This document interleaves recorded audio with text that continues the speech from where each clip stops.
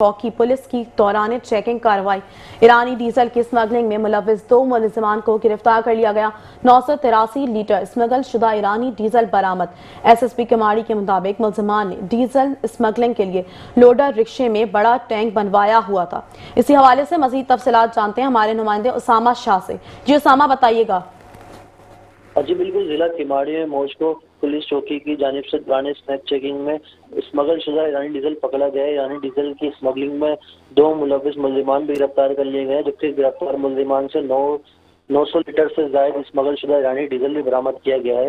SSP Keamari Amjad Sheikh के मुताबिक मुलजिमान ने डीजल स्मगलिंग के लिए लोडर रक्शे में बड़ा टैंक बनाया हुआ था। उनकी जानिब से मजीद बताया गया कि मुलजिमान की शनाख्त रियाज और अली अहमद के नाम से हुई है, जबकि गिरफ्तार मुलजिमान के खिलाफ थाना मॉस्को में मुकदमा दर्ज कर लिया गया है, जिसके बाद मुलजिमान को तफ्तीशी काम के हवाले कर दिया गया है, जिनसे मजीद तफ्तीश जारी है। जी शुक्रिया उसामा, तफसीलात से आगाह करने के लिए।